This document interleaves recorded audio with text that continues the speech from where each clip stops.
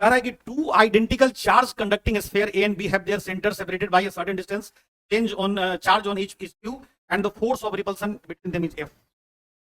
दो स्फीयर है आइडेंटिकल, दोनों पे इसको ए मान लो, इसको मान लो, इस पर भी क्यू चार्ज है, इस पर चार्ज है, दोनों के बीच में जो रिपल्सन का फोर्स है एफ है, एफ बराबर क्या हो गया जी, ए क्यू स्क्वायर बाई डी। मान लो दोनों के बीच का दूरी डी है, तो के Q square by D square ये आ गया। अब कह रहा है आगे कि ए थर्ड, कहाँ गया है ना, a third identical uncharged conducting sphere is brought in contact with sphere A first and then with B and finally removed both, और सबको अलग कर दी।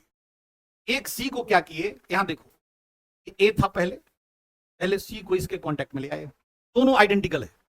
बराबर बराबर चार्ज बढ़ जाएगा, आइडेंटिकल रहेगा तो चार्ज बराबर बराबर बढ़ जाएगा।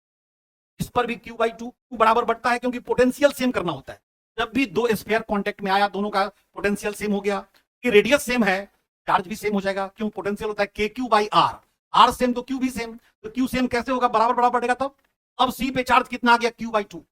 अब इस सी को उठा के कहां ले गए, बी के पास, बी था, बी के पास ले गए भाई,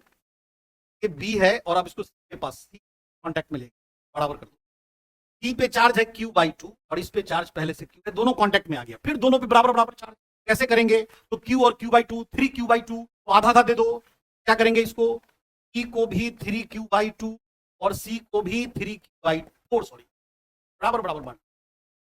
Q plus Q by two, three Q by two है, सिस्टम पे टोटल चार्ज दोनों पे बराबर बढ़ जाएगा क्योंकि कॉन्टेक्ट में आ गया, पोटेंशियल सेम करना है, three Q by four, three. अब ये बताइए कि एक ए पर क्या चार्ज था, बाई टू। अब लास्ट में कह रहा है calculate the force between them when considered as a point charge. Now the force is represented between sphere A and B and finally removed from both. Now new force of repulsion between sphere A and B, A और B के बीच का new force of repulsion क्या होगा, A पर charge है Q by 2, B पर कितना बचा 3Q by 4, तो रिपल्सन कितना हो जाएगा, F बराबर K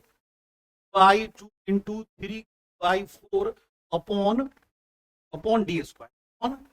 अपॉन डी स्क्वायर है ना। तो इसमें से के Q square by D square को एफ डैश कहो, एफ डैश बराबर क्या आ गया भाई, 3/4 को एक तरफ कर लो, 3/4 क्या 3/8 को, 3/8 को एक तरफ कर लिए, 3/4 दुनिया 8, तो के Q square by D square बचा, के Q square by D square हमारा एफ है, 3/8 एफ आया, 3/8 एफ आया, बोलो एक आंसर हो गया।